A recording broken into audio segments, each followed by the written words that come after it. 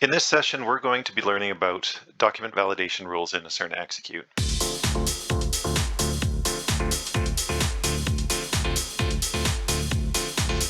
Document validation rules are a great tool for identifying and preventing data errors on any record within Aucerna Execute. Probably the easiest way, though, to explain what they do and how to use them is through an example. So let's say I've been running Aucerna Execute for a while to manage my AFE process.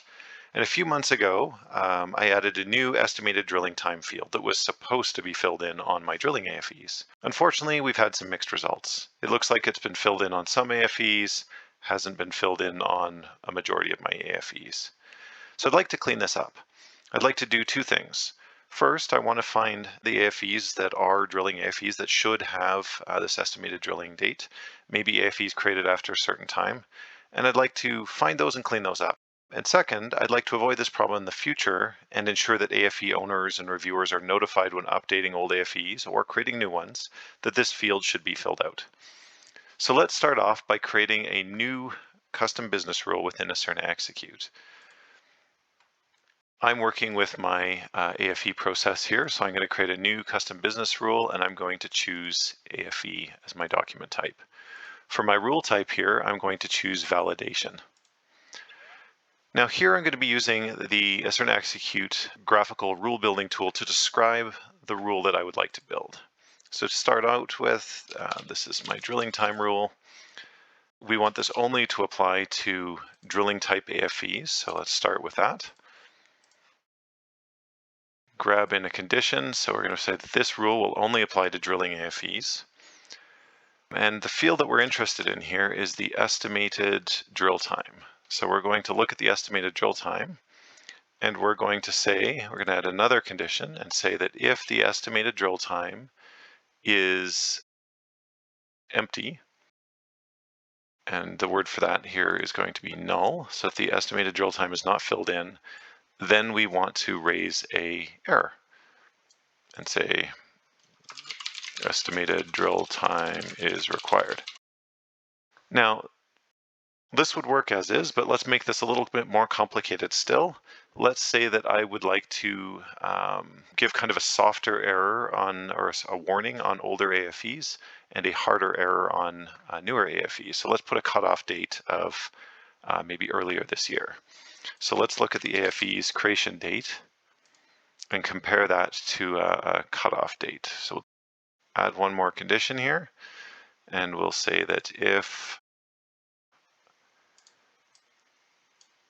if the creation date is, say, before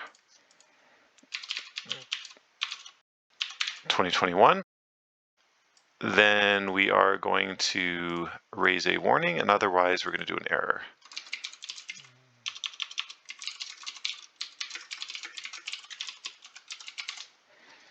I'll put that in our block.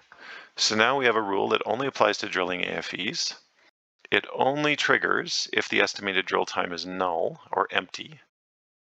And depending on the creation date of the AFE, we'll raise a warning that is kind of a recommendation to the user that they should resolve this issue. Or if it's a new AFE, it will raise an error, which is kind of a more serious thing. So all I need to do now is save this, jump back to one of my AFEs, and if I open it up, we'll see that the warning has shown up because I am looking at a drilling AFE, and indeed I do not have an estimated drill time filled in. If I open up my AFE here, make some changes to the AFE, fill in a drill time, save that, obviously the warning goes away. Just to show you the difference between a warning and an error, if I were to create a brand new AFE here, I'm going to say it's a drilling AFE. I'll call it test. And now if I were to try and save this, we will see that instead of the orange warning, I'm receiving a red error because I'm, again, missing this estimated drill time. So that's what users see when we introduce validation rules within the system. Now, a cool thing about document validation rules is not only do they alert the users to data validation issues while they're editing the record, but they can also be viewed within the browse screen as a way of finding records that violate our validation rules. So I'm going to quickly add 2 more columns here to my browse report. We'll see we've got a new column, is valid drilling time, that was added because of my data validation rule that I added, as well as is valid.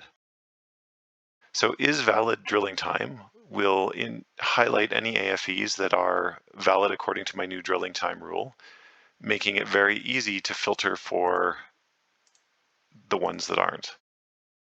Similarly, is valid rule just indicates whether any of our data validation rules, if I have more than one, are being violated. Now, what I've showed you here is in the context of my AFE process, but it's important to note that this functionality is available on any record type through Aucerna execute. So this means you can use it for everything from ensuring well data is populated correctly to ensuring that contact information on your JV partners is being kept up to date. There really are no limits to the number of validation rules that you create, and they can be created or removed at any time, making it easy to grow the rules over time as your business evolves, making sure that your data evolves with the changing rules. Thank you very much for watching.